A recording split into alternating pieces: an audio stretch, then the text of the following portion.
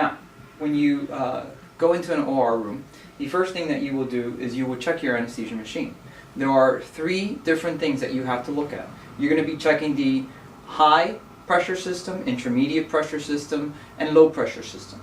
The high pressure system is what I will be going over right now, which is the back of the anesthesia machine. In the back of the anesthesia machine, you will find 3 hoses. Sometimes it'll be 4 hoses, sometimes 3, sometimes 2. But universally, all the hoses are color-coded.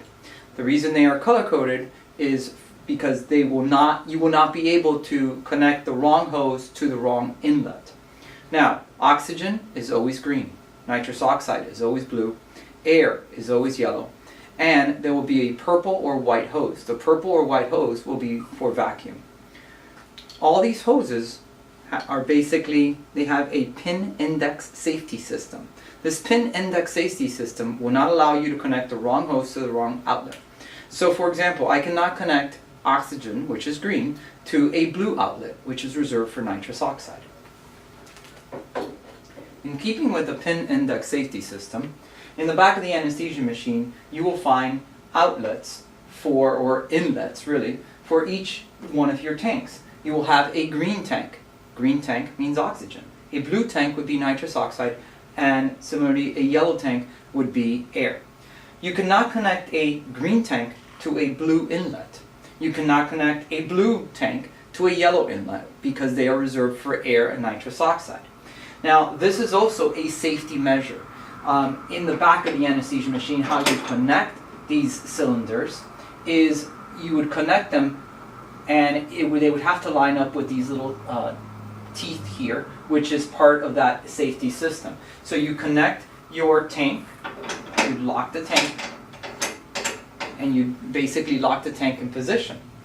Now, when you go into the OR, these tanks will probably already be in the back of the anesthesia machine. And so what you'll have to do is you'll have to crack them open.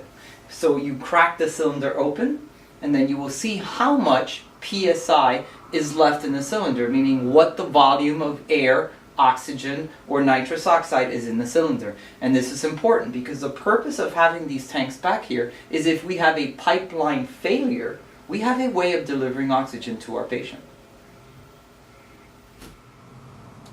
So now, we've actually come to the front of the machine.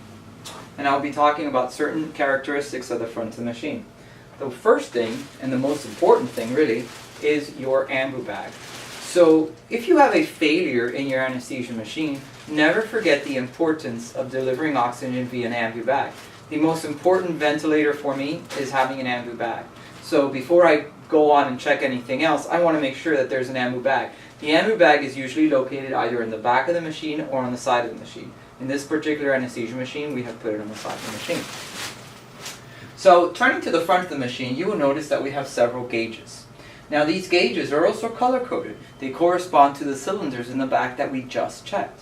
Because we cracked open that oxygen cylinder, we will notice that there is the oxygen cylinder gauge right here.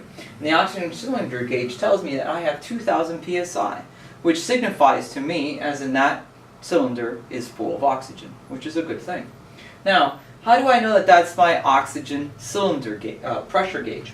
Because right here, you will notice that you have little cylinders here. There'll be something depicting where that pressure is coming from. So we have 3 gauges here and 3 gauges here. These 3 gauges happen to correspond to the pipeline sensors or pipeline oxygen systems. And these 3 gauges here would be your cylinder gauges. Now, also, in keeping with the color coding, you will notice that you have the flow meters here. Your flow meters are also color coded to the same colors as the back of the anesthesia machine. You have the oxygen, nitrous oxide, and air. The positioning of oxygen is always closest to the common gas outlet, meaning the oxygen is the last gas to leave. Why? If we have a crack in one of the flow meters, it will not allow you to deliver a hypoxic mixture. And so that's why the oxygen is at the end. Another safety mechanism in the anesthesia machine is your nitrous oxide and O2. So we can crank up the nitrous oxygen all we want. You will, at the same time, the machine will automatically proportion the oxygen and crank that up as well. If you basically decrease the oxygen all the way down, the machine will not allow you to give nitrous oxide, and it will shut the nitrous oxide off. This is a proportioning device, or an interlink safety device. So for demonstration purposes, I have removed the vaporizer. Now, we have to think about what the vaporizer is. So back in the day, the anesthesia machine was called Boyle's apparatus. Now it's called the anesthesia workstation. However, a vaporizer still basically includes those tenets, because the purpose of the vaporizer is to take the anesthetic liquid and turn it into a vapor. Therefore, we can deliver our anesthetic.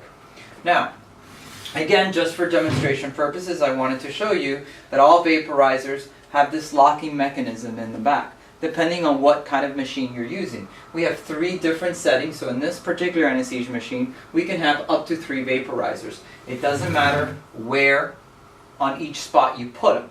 Okay, so once you put the vaporizer in, okay, it will sit in there and you will be able to lock it.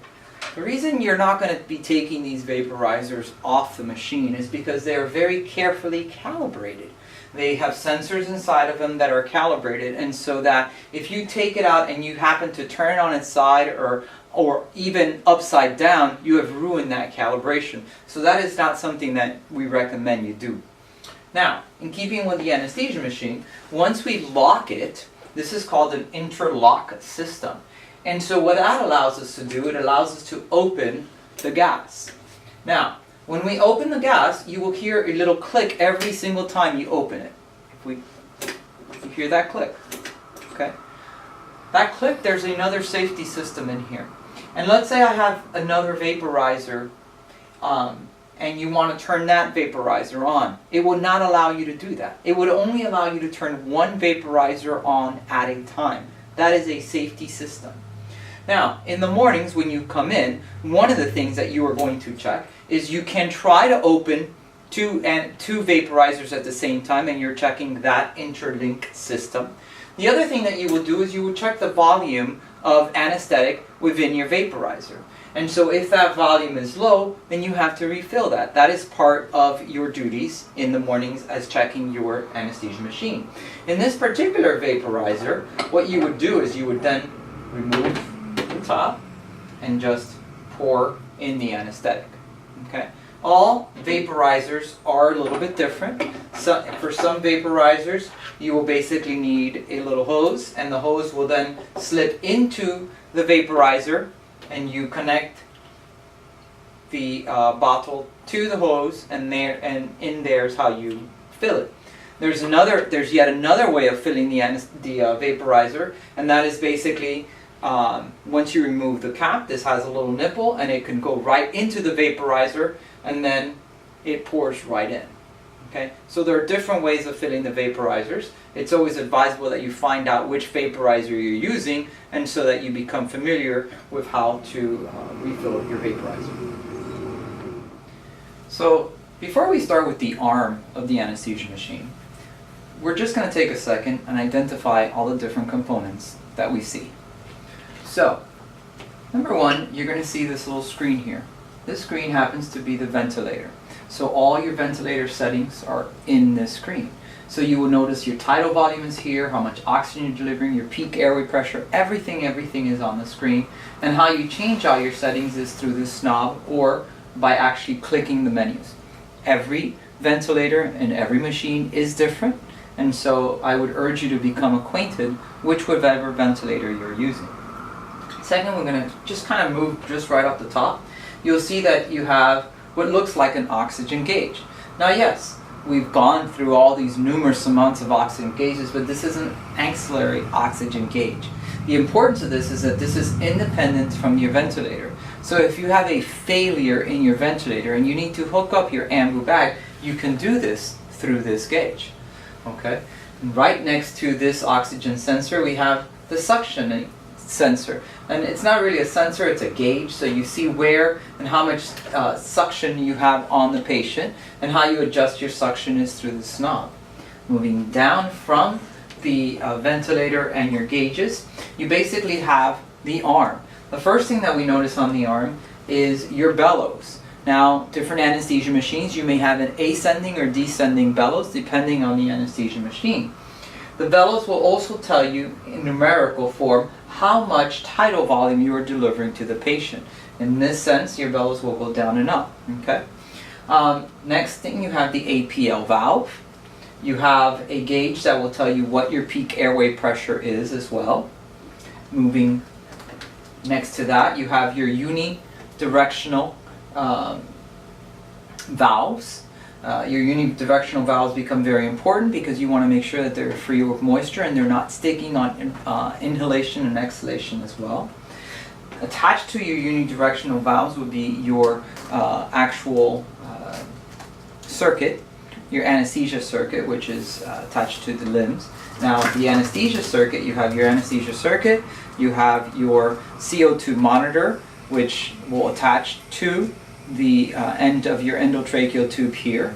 You have an L connector, and this L connector here attaches to the endotracheal tube, and you have a mask. Part with that, you also have a bag, and the bag attaches here. This is very similar to an ambu bag, because if we're going to ventilate the patient, this is what you will be pressing to ventilate the patient. Notice how I say ventilate, and I want to urge you not to say you're bagging a patient, which has a negative connotation. You have to kind of get the lingo under your belt per se and use ventilating patients. Okay? We keep on moving down from there. We also have this little thing that opens, and what it houses your oxygen sensor. We'll go over the oxygen sensor in just a second. We keep on moving down. We have your soda lime.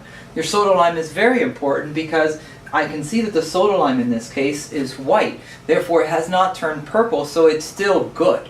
If it turns purple, it means it can no longer filtrate the CO2, which is on the expiratory. As we expire CO2, the actual machine will filter that expiration and will filter that so that the gas can be recirculating. Now, how you would change that is by basically pressing on this button, and your soda lime drops down, and you can change your soda lime canisters. The other thing that I want to bring your attention is this oxygen flush valve. The oxygen flush valve technically is part of your intermediate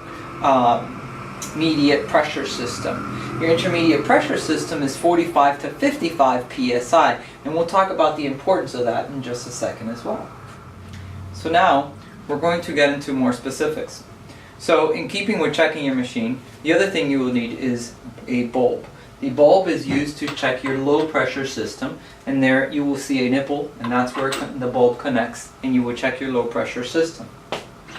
Another thing that we must check is your O2 calibration. So your oxygen sensor in this Omeda machine, it's located right here, and what you'd have to do is you have to disconnect it and wait almost 2 minutes per se for it to basically calibrate to room oxygen. Room oxygen, as we know, is 21%. And so what this will read on our machine will be, it'll be that the oxygen is at 21%. If you can see here, the gauge is saying that the oxygen is at 24%. So we just wait until it gets to 21%. Once it gets to 21%, what you would next do is reconnect the oxygen sensor right in here. Okay? You close the system, and you will see that the oxygen gauge starts rising, and it will rise to 100%. And therefore, we know that the calibration of the oxygen sensor is correct. Why is this important? Because it is very important for us to know as anesthesia providers how much oxygen we're delivering. Now, in delivering oxygen, another thing so we have checked the low pressure system, we checked the oxygen sensor gauge. Another thing that you can always check as well is to make sure that your O2 flush valve runs. You can kind of hear the O2 flush valve.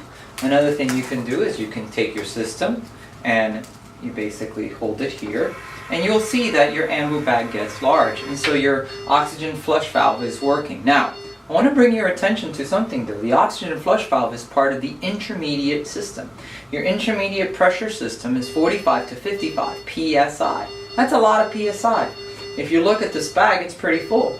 How would you like your lung to be like that? That's a lot of pressure to be inserting in someone's lung. So the lesson here is never ever press this button if your circuit is connected to the patient, because you may give them a pneumothorax. So In keeping with that, the other thing that I went over is your APL valve. Your APL valve will basically be a valve that you can manually flip between manual and automated respirations. Now, when you're on manual respirations, you can also control how much pressure you want to use in order to help you ventilate. Now, this pressure that you're exerting is pressure that you're exerting on the patient when you have this mask on. And you will see how much pressure it is because you also see a peak airway pressure here. Now, if you put it on your ventilator, you will see the bellows go up and down. There are machines nowadays that are also piston driven and they may not have bellows. You may have, so there's three types. You may have ascending bellows, descending bellows, or piston driven machines where you will not see the bellows. And that becomes important, obviously, because you want to make sure that the bellows rise or they fall according to which machine you have. The last thing I want to bring up is a Sodalime. So the Sodalime system, if you think about it, what we do when we breathe in and we breathe out. When we breathe in, we inspire and we inspire oxygen. When you're hooked up to the anesthesia machine, you're going to breathe and you will breathe in oxygen and anesthetic gas. As you breathe out, you will breathe out anesthetic gases and CO2.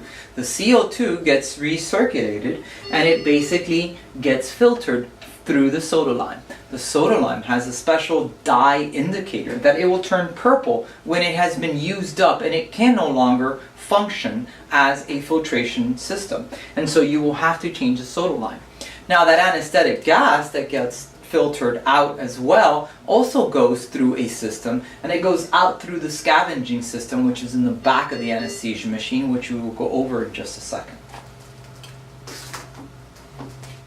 So in here you have the anesthesia scavenging system.